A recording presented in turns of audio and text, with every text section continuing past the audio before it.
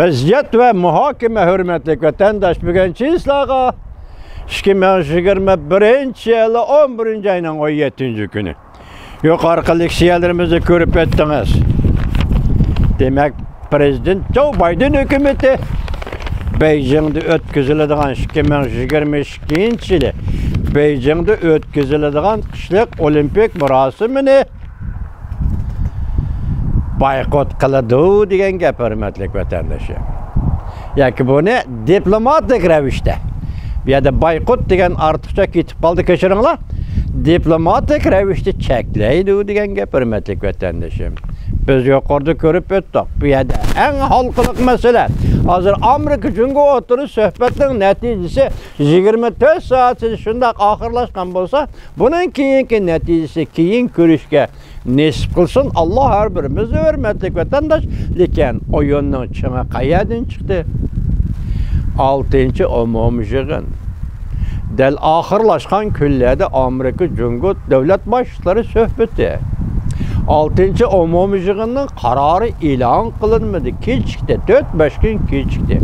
Nemi sebep ki desek, bana bugün aşkarı oldu hörmətli vətəndaş. 10 cəhətli çiğturuş depti. İslahat işini ecivitişde çiğturuş demepti. İslahat işini ecivitiş inkar kılınıptı. Rəhbəri Cumhuriyetinin Deng Xiaoping inkar kılınıptı. Siyaset inkar kılınıptı.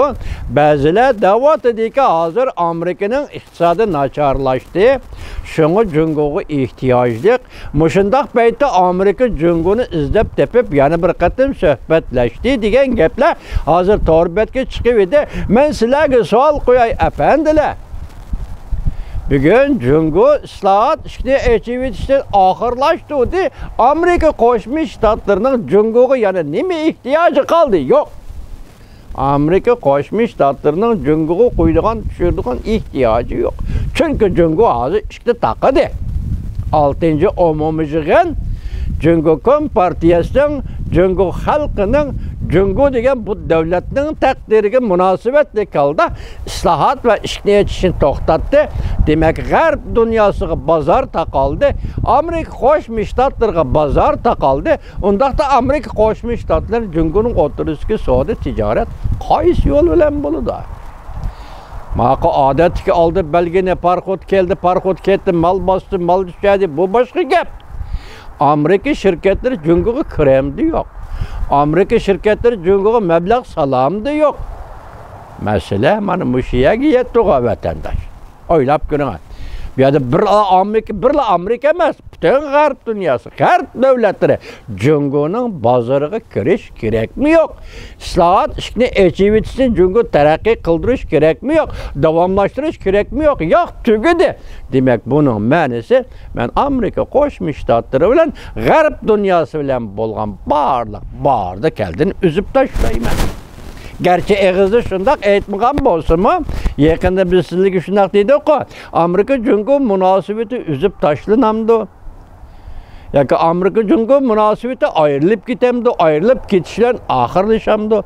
Şundak sözlerin arı diyen idik. Hazır Cumhuriyet hükümeti ayrılıyman, üzüp taşlayman demeyi turupla iktisat ve islahat, iktisat meselesi islahat ve işleyişi ahırlaştı. Bir yerde mesele fakatla Deng Xiaoping'ni inkar qilish uchunmi ve yoki Cumhuriyet Xitoy millatchiligini mushu shaklda ifodalash uchunmi? O'ylab ko'ring vatandaş. Bu intayin zo'r tavakkalchilik vatandaşım. Siz şunu bilingki Cumhuriyet apandilar 1980-yillarda hisoblaganda to'g'ri 42 yil Cumhuriyetning iqtisod qurilmasi, Cumhuriyet'in sanaat kurulmuşsun. Cumhuriyet'in taşkı savdo ve içki savdo tahsilleri, yani tahsis kılıngan muasseseler hammasi bevosita dünya savdosiga Amerika bilan bo'lgan savdoga G'arb bilan bo'lgan savdoga bog'lanib bo'lgan mushundaq ahvolda sen islohotni bekor qilaman, ishni bekor qilaman desang, amaliyotni bekor qilsang, Cumhuriyet iqtisodiga nima olib keladi? O'ylab baqdingmi va jungdan qaynang bezgaklari?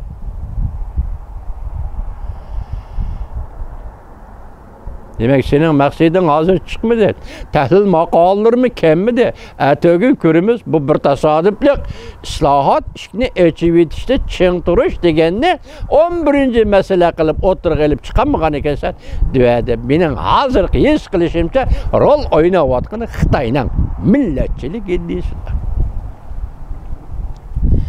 Bu iş dünya iqtisodiga nima olib keldi? G'arb dunyosiga nima olib keldi?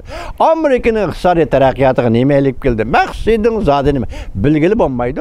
Lekin bu oqibatda men shuni aytayki, o'zimning bilish doirasi shuni aytayki, bu yerda ziyon tortirg'ini Amerika Qo'shma Shtatlari emas, ziyon tortadi G'arb dunyosi davlatlari emas. Oxirgi hisobda bu ziyon Jungo Kompartiyasi o'zing tortadigan ziyondir. Tönügen söhbət axırlaşdı. Söhbətləşdi. Hazır Jungo'nun məqsədi nima? Amerika bilan bo'lgan munosabatni yaxshilashmi? Vaqtni qo'lga keltirishmi?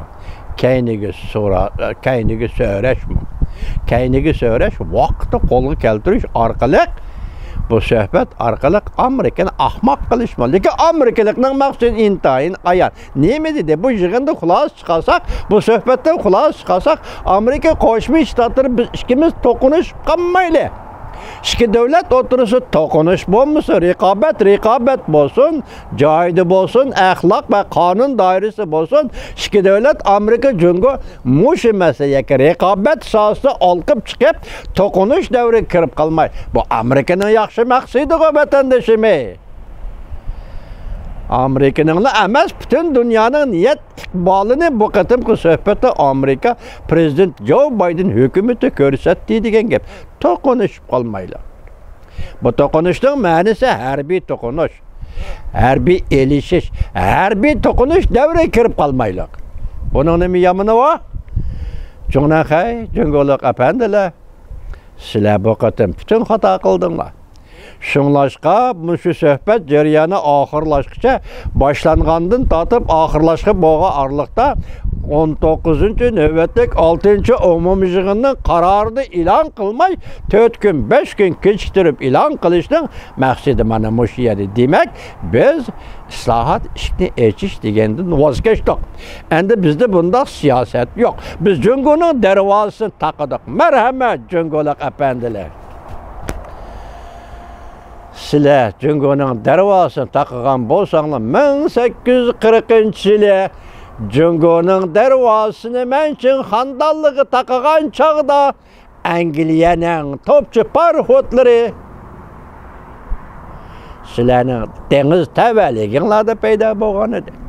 Apiyon urushi boshlangan edi. Xudo saqlasin dunyoni.